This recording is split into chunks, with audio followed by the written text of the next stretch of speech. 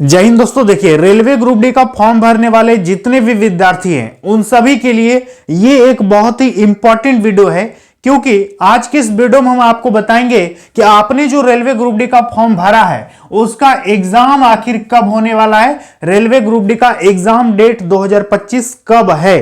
क्योंकि यदि आप सोच रहे हैं कि आपके पास बहुत टाइम है पढ़ने के लिए, तो आप गलत सोच रहे हैं, ज्यादा टाइम नहीं है। इसके साथ ही साथ तैयारी कैसे होगा आपका, इतना कम समय में आप कैसे तैयारी करोगे, क्योंकि बहुत सारी चीजों का ध्यान रख के तैयारी करना पड़ता है। ऐसे जो मन सो जब मन तब कुछ भी पढ़ोगे तो फिर इस पर आपका सिलेक्शन नहीं होगा। बहुत सारी चीजों को ध्यान में रखते हुए आपको तैयारी करना होगा। हम आपको कुछ बातें बताएंगे इस वीडियो में, ध्यान से समझिए। इसके साथ ही साथ क्या पढ़ना है और क्या छोड़ना है, ये दो सबसे जरूरी सेगमेंट है। विद्यार्थी फॉर्म भर देता है, इसके बाद उसको पता रहता है कि अब मुझे क्या पढ़ना है क्या नहीं पढ़ना है। यदि आप सिर्फ इसको जानते हैं इसको नहीं जानते हैं तो आपका फालतू टाइम वेस्ट हो जाएगा। ठीक है, तो आपको ये दोनों चीज जानना जरूरी है। साथ ही साथ एक सीट आप कैसे करेंगे, एक सीट आपको कैसे लेना है, इस पर भी हम बात करेंगे। साथ ही साथ तीन और जरूरी बातें इस वीडियो में आपको हम बताएंगे।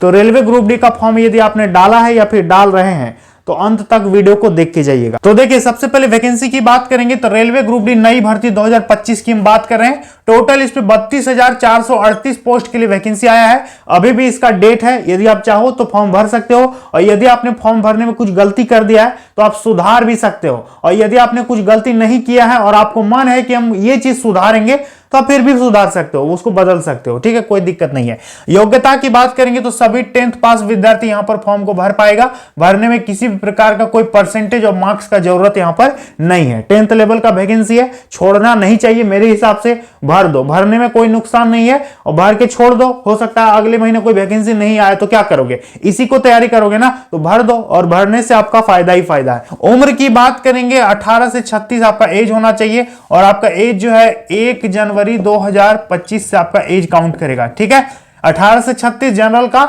ओबीसी है तो 3 साल उम्र में छूट मिलेगा, SC ST है तो 5 साल उम्र में छूट मिल जाएगा। अप्लाई करने में पैसा कितना लगेगा, 500 रुपए लगेगा। जो विद्यार्थी जनरल हैं, ओबीसी हैं, EWS हैं, इन 3 कैटेगरी के स्टूडेंट को 500 लग रहा है, और महिलाओं को, SC ST को, और जो विद्यार्थी PH हैं उनके लिए भी 250 लग रहा है। हालांकि 500 में से 400 आपको वापस मिलेगा, 250 का 250 आपको वापस मिल जाएगा। ठीक है, देखिए अप्लाई का बात करेंगे तो 1 मार्च 2025 इसका लास्ट डेट है। समझ में आ गया? तो हो सकता है आगे भी डेट बढ़े तो हम आपको बताएंगे, फिलहाल यही डेट है। 2 बार तो डेट बढ़ गया, अब ये नहीं बढ़ेगा। ठीक है, सुधार का बात करेंगे तो 4 मार्च से लेकर के 13 मार्च तक आप सुधार सकते हैं। सुधार कैसे होगा, क्या क्या सुधार होगा, इस पर हम एक डिटेल वीडियो बना दिए हैं। ठीक है, कि जोन सुधार होगा कि नहीं, पोस्ट सुधार होगा कि नहीं, एड्रेस सुधार होगा कि नहीं, ईमेल आईडी, फोन नंबर, ये सब सुधार होगा कि नहीं, पूरा बात हम उस वीडियो में बताए हैं, तो उसको देख सकते हैं आप। ठीक है, चयन प्रक्रिया की बात करेंगे तो देखिए, पहले आपका CBT परीक्षा होगा, इसके बाद आपका फिजिकल होगा, फिर आपका DV प्लस मेडिकल करके आपको फाइनल ज्वाइनिंग दे दिया। फिर आपको दौड़ाएगा, मतलब दौड़ होगा, हाइट चेस्ट ये सब नहीं मांगता है, सिर्फ दौड़ होता है। ठीक है, इसके बाद DV मतलब डॉक्यूमेंट वेरिफिकेशन, और ये है मेडिकल। यही 3 स्टेप से गुजरिएगा, आपको ज्वाइनिंग लेटर मिल जाएगा। समझ में आ गया? अब देखिए, बात करेंगे कि एग्जाम में आपसे क्या क्या पूछेगा, एग्जाम में कितना क्या आता है, इसको भी समझ लीजिए बढ़िया से। 100 क्वेश्चन पूछेगा दोस्तों, 100 नंबर, 100 क्वेश्चन 100 मार्क्स। समय मिलता है 90 मिनट। नेगेटिव मार्किंग 1/3 का नेगेटिव मार्किंग रहेगा। ठीक है, कहने का मतलब ये हुआ कि 3 क्वेश्चन यदि आप गलत कर दीजिएगा तो 1 नंबर आपका माइनस हो जाएगा, 1 नंबर कट जाएगा। 1/3 का नेगेटिव है। जीके से रहेगा 20 क्वेश्चन, इसी में थोड़ा बहुत करंट अफेयर्स का भी क्वेश्चन रहेगा, 5-6 क्वेश्चन रहेगा करंट का भी। रीजनिंग से 30 क्वेश्चन, साइंस से पूछेगा 25 क्वेश्चन, मैथ से पूछेगा 25 क्वेश्चन।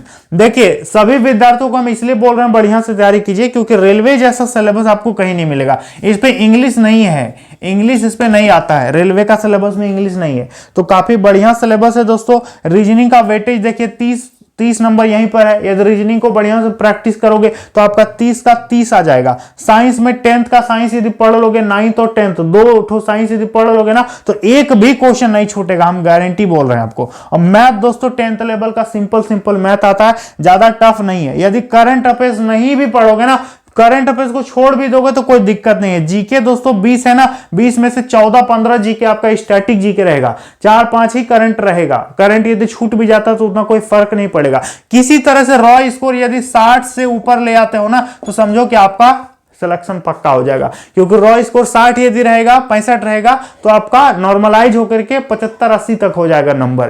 तो रेलवे सबसे बढ़िया मुझे लगता है इसका नॉर्मलाइजेशन का सिस्टम, काफी मार्क्स स्टूडेंट का बढ़ता है। तो ये हो गया एग्जाम का सिलेबस। अब यदि बात करेंगे फिजिकल में क्या होगा, तो देखिए लड़कों का भी 2 तरह का रनिंग होता है और लड़कियों का भी 2 तरह का रनिंग होता है, ठीक है। दोनों को 2-2 ठो दौड़ पास करना होगा। सबसे पहले यदि लड़कों का बात करेंगे तो देखिए पहला रनिंग होगा 100 मीटर दौड़ाएगा, 2 मिनट समय रहेगा, लेकिन 35 केजी वजन रहेगा कंधे पे, ठीक है। ये तो हो गया पहला दौड़। और दूसरा दौड़ है रनिंग 2, इस पे आपका 1 किलोमीटर दौड़ना पड़ेगा और इस पे टाइम आपको 4.25 मिनट मिलता है, ठीक है। और लड़कियों का वही सिस्टम है, 100 metre running, 2 minute time, 20 KG कंधे पे वजन रहेगा और रनिंग 2 में 1 किलोमीटर दौड़ाएगा, 5.25 मिनट इनको टाइम मिलेगा, ठीक है। तो ये 2 तरह का दौड़ आपको पास करना पड़ेगा और हाँ दोनों में पास करना होगा, इसमें भी, इसमें भी, इसमें भी, इसमें भी। समझ में आ गया? एक में भी फेल करोगे तो डिस्क्वालीफाई हो जाओगे। क्लियर है? देखिए अभी हम इन सारी चीजों पर बात करेंगे। ध्यान दीजिएगा कि सबसे पहला पॉइंट कि 3 जरूरी बातें क्या है। 3 जरूरी बातें क्या है। अब आपको हम एक ही बात बताना चाहेंगे कि आपने जिस भी जोन से फॉर्म भर दिया है, देखिए जिस भी जोन से आपने फॉर्म भर दिया है, अब तो ये चेंज होने वाला नहीं है। तो अब आपको ज्यादा इधर उधर ताका झांकी नहीं करना है कि उस जोन में ऐसा होगा, उस जोन में ऐसा कट ऑफ गया था। आपने जो भर दिया अब भर दिया, अब आप पीछे मुड़ के मत देखिए, अब बस तैयारी शुरू कीजिए, ठीक है। अब बस आपको तैयारी शुरू करना है, ज्यादा इधर उधर नहीं देखना है कि हम जोन चेंज करेंगे, पछता रहे हैं कि हम इस जोन से क्यों डाले, ऐसा कोई फायदा नहीं है। अब जिस जोन से आप डाल दिए एकदम डेफिनेटली तैयारी कीजिए। तो जोन को लेकर के चिंता नहीं करना है, आपका सिलेक्शन होगा, पक्का मेहनत करो। दूसरा हम आपको यही बोलना चाहेंगे कि प्रीवियस ईयर क्वेश्चन पेपर एकदम पढ़ना शुरू कर दीजिए, ठीक है।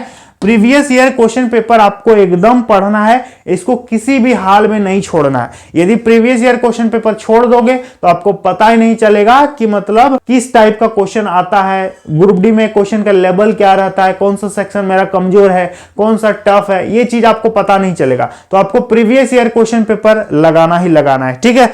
दूसरा बात हो गया, बात करेंगे तीसरा पॉइंट के बारे में। तो तीसरा पॉइंट दोस्तों ध्यान दीजिएगा कि इसको हल्के में मत लीजिएगा। आप सोच रहे हैं कि ग्रुप डी है, चलो ना बिना पढ़े जाएंगे तो भी निकाल लेंगे हम, ऐसा नहीं है दोस्तों। कंपटीशन बहुत तेज है, कंपटीशन बहुत हाई है, यहां पर आपको मेहनत करना होगा। लेकिन इतना तो गारंटी है कि यदि आप थोड़ा बहुत मेहनत करोगे तो आपका हो जाएगा, क्योंकि इसका सिलेबस थोड़ा बढ़िया है और प्रैक्टिस पर ही डिपेंड है। सबसे ज्यादा जरूरी है प्रैक्टिस, यदि प्रैक्टिस नहीं करोगे तो आपका पॉसिबल नहीं है, ठीक है। तो ये हो गया 3 जरूरी बातें, आप इसको देखिएगा। एक सीट कैसे हम लें, एक सीट कैसे पक्का करें, इसको यदि बात करेंगे दोस्तों, तो एक सीट दोस्तों आप सबसे पहले ये मत देखिए कि 32,438 ही वैकेंसी है, सीट बढ़ेगा कि नहीं बढ़ेगा, इतना कम सीट में क्या होगा।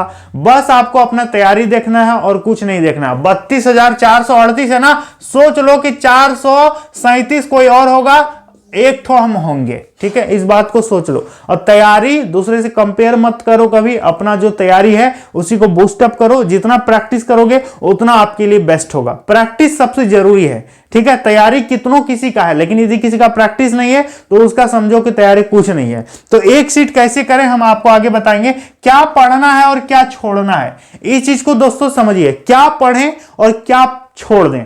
तो देखिए इसके लिए हम आपको बताएं कि सबसे पहले आपको प्रीवियस ईयर क्वेश्चन पेपर देखना होगा और आपको यह देखना है कि किस किस सेक्शन से क्वेश्चन एग्जाम में पूछ रहा है। यदि 2019 का क्वेश्चन खोलोगे, 2022 का क्वेश्चन खोलोगे तो बहुत सारा शिफ्ट में एग्जाम हुआ है, आपको नेट पे क्वेश्चन पेपर मिल जाएगा। ऐसे कहोगे तो हम टेलीग्राम में भी डाल देंगे, ठीक है। मोहन सर टेलीग्राम चैनल है, तो वहां पर हम आपको दे देंगे। सबसे पहले यहां पर समझिए कि क्या पढ़ना है और क्या छोड़ना है। तो ध्यान दीजिए, किसी भी टॉपिक में ज्यादा डिटेल में नहीं घुसना है। किसी भी टॉपिक में ज्यादा डिटेल में पूरी गहराई में जा रहे हैं ऐसा नहीं। कोई भी चैप्टर है, कोई भी टॉपिक है, उसका बस बेसिक से आपका क्वेश्चन आएगा।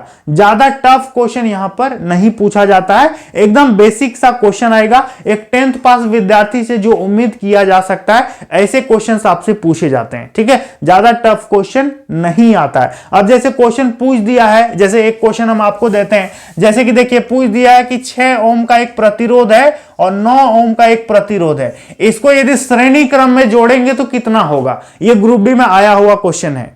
अब मानते हैं कि श्रेणी क्रम में पूछ दिया, अब पूछ देगा कि पार्श्व क्रम में, इसको समानांतर क्रम में जोड़ेंगे तो कितना होगा। तो ये सब 10th लेवल का बेसिक क्वेश्चन है, 10th लेवल का बेसिक क्वेश्चन है। अब जैसे पूछ दिया कि कोई विलयन है, ठीक है, कोई विलयन नीले लिटमस पत्र को लाल में बदल देता है, तो वो क्या है, अम्ल है कि क्षार है। अब बताइए, फंसाने का कोशिश कर रहा है कि नहीं। कोई विलयन नीले लिटमस पत्र को लाल में बदल देता है, तो वो विलयन क्या है, अम्ल है या क्षारीय है। ये कंफ्यूजन विद्यार्थियों का हमेशा रहता है। तो ऐसे छोटे छोटे क्वेश्चन पूछे जाते हैं, तो जब तक आप बेसिक से नहीं पढ़ोगे आपको क्लियर नहीं होगा, ठीक है। तो आपको क्या पढ़ना है, हर चैप्टर आपको पढ़ना है, ज्यादा डिटेल में नहीं घुसना है, जो भी बेसिक नॉलेज है ऊपर ऊपर से उसको आपको लेना है, समझ में आ गया। और प्रैक्टिस सबसे ज्यादा करना है। तैयारी आपका कैसे होगा, तो देखिए अभी आपके पास बहुत ज्यादा टाइम है, डेली 2 सब्जेक्ट 3 सब्जेक्ट जितना आपका हो सकता है आप प्रैक्टिस कीजिए। कम से कम 6 से 8 घंटा डेली आप पढ़ाई कीजिए दोस्तों,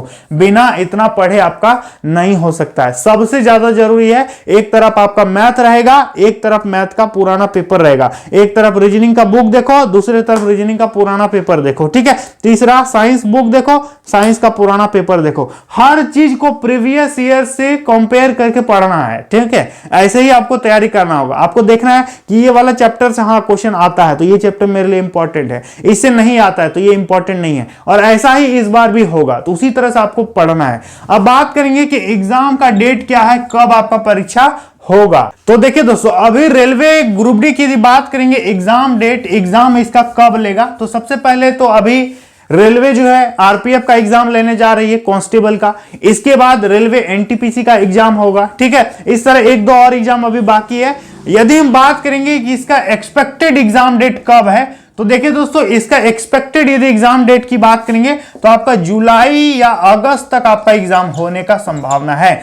तो आप अभी से एकदम लग जाइए, क्योंकि उससे पहले मुझे नहीं लगता कि इसका एग्जाम होगा। रेलवे कोई भी वैकेंसी यदि फॉर्म भरवा रही है तो कम से कम 6 महीना आपको पढ़ने के लिए टाइम तो दे रही है, ठीक है। और ऐसा नहीं कि सिर्फ आप ग्रुप डी ही डालें, आप एनटीपीसी भी डाले होंगे, कोई कोई विद्यार्थी आरपीएफ भी डाला होगा। तो आप जो डाले हैं उस सब का आप तो तैयारी करते रहो, लेकिन इसको भी ध्यान में रखना। यदि हो सकता है आपका एनटीपीसी में नहीं हुआ तो इसमें हो जाएगा, आरपीएफ में नहीं हुआ तो ये तो एक उम्मीद रहेगा ना कि इस समय नहीं हुआ तो मेरा इस पे हो जाएगा। तो तैयारी आपको इसको भी ध्यान में रख के करना है। अब ऐसा नहीं कि एनटीपीसी के लिए अलग पढ़ेंगे, इसके लिए हम कुछ अलग पढ़ेंगे, बस तैयारी आपका वही रहेगा, बुक वही रहेगा, सिलेबस वही रहेगा। बस प्रीवियस ईयर क्वेश्चन पेपर को देख करके अपना लेवल को थोड़ा सा ऊंचा रखना है, ठीक है। उम्मीद करेंगे आपको समझ में आ गया होगा। रेलवे ग्रुप डी के बारे में और भी कुछ जानकारी यदि आपको चाहिए तो आप मुझे कमेंट बॉक्स में जरूर से जरूर बताइएगा। चलिए दोस्तों, मिलते हैं अगली वीडियो में। जय हिंद।